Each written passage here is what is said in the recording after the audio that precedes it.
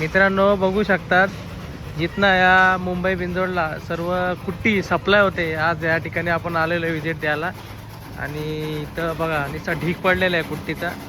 आणि बलमा बैलाचे मालक आतील शेठमध्ये इथला कारखाना चालू आहे. आता थोडीशी शेठची पण माहिती. आज बोला शेठ, आज बोलणार ना?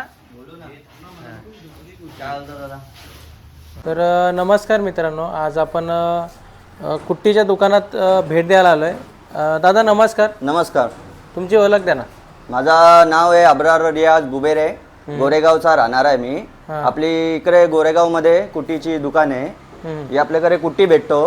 ही 6 रुपये किलो आहे. कुट्टी पण घेतली 6 रुपये घे और वारा पण घेतला तरी 6 रुपये किलो नाही आहे. आता टेम्पो खाली झाला का? आत्ताच झाला, एक अर्धा एक तास झाला टेम्पो खाली झालेला. तो आता नंतर मग आम्ही आतमध्ये माल घेतो. नाही बरंच मी नेहमी बघतो ना हायवेच्या जवळच लोकेशन सांगा. लोकेशन वांगणी बदलापूर रोड, आपला कर्जत रोड हायवे. तो बरंच माहित आहे लोकांना. आपला मेन हायवे आपला कर्जत रोड.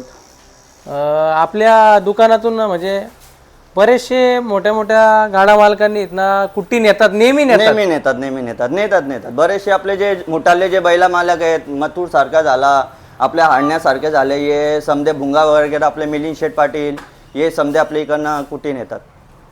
आणि मला तरी वाटतं ना इथनं दररोज भारतला कुट्टी जायचं असेल. इथनं हा भारतला 100% जातो.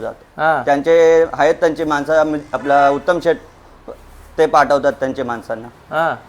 तरी पण आता बराच मोठा म्हणजे अख्खा गाला भरलेला, गाला पूर्ण भरलेला असतो.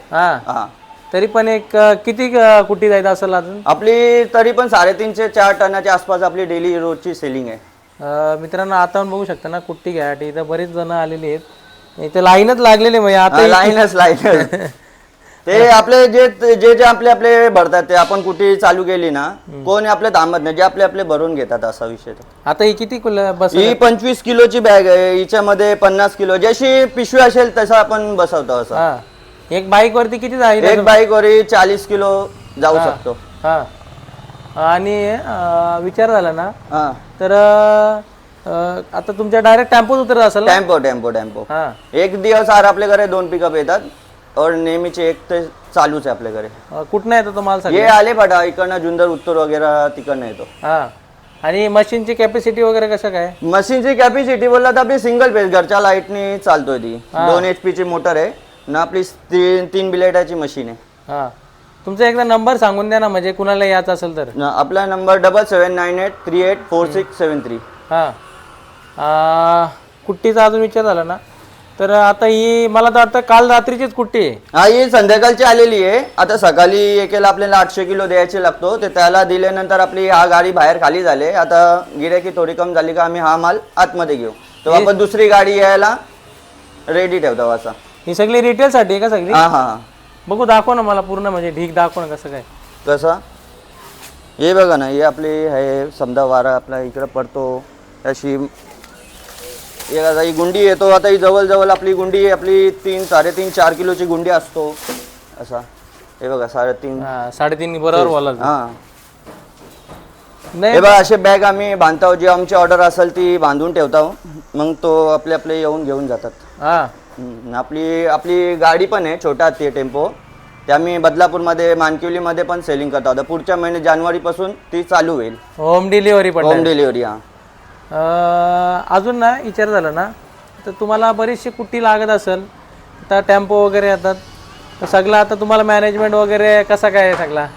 काय नाही, मसा माहिती आम्ही कॉल करत राहतो. आमची संपत आली ना ते आमची तिकडे बांधी मतलब आहेच. त्यांना ते माहिती आहे का एक गाडी डेली लागतो. ते मग ते त्यांचा भरायचा काम चालूच असतो तिकडे. सकाळी गाडी खाली झाली ना का शेट फोन करतो काय गाडी लागतो का, ते आम्ही बोलता हो. ते मग तो त्याचा भरायचा काम तिकडे चालू असतो. मित्रांनो कुट्टीचा कसा असतो माहिती आहे का, तिला ना जेव्हा कापला ना आपण लगेच अर्ध्या तासात ती हे करते, कलर बदलते. ती जवळ आपण जर रात्री आली गाडी, रात्री खाली गेली ना ते माल हिरवा राहतो ना. मग आपण जरा पण लेट झालो, सकाळी 9-10 वाजल्यानंतर तो खालचा माल आहे ना तो उभाचा चालू होतो, तो पूर्ण गरम होतो. त्याच्यानंतर मग तो थोडा पिवला पण दाखवायचा चालू होतो. याच्यामध्ये पण कसं आहे 2 क्वालिटी असतात. हा कारखाना आहे. मग त्याच्यानंतर रसवंती वगैरे असतो. तो रसवंती वगैरे आता थंडी भरपूर चालू आहे त्याच्यामुळे थोडा कम निघतो. नंतर आपल्याकडे रसवंतीच भेटतो. तो आता जानेवारीपासून चालू होईल. अजून नाही आता संध्याकाळपर्यंत सगळं संध्याकाळपर्यंत समजा निघून जाईल. थोडाफार राहील एक 400-500 किलो, तर तो उद्या सकाळी गाडी येते पर्यंत तो निघून जातो.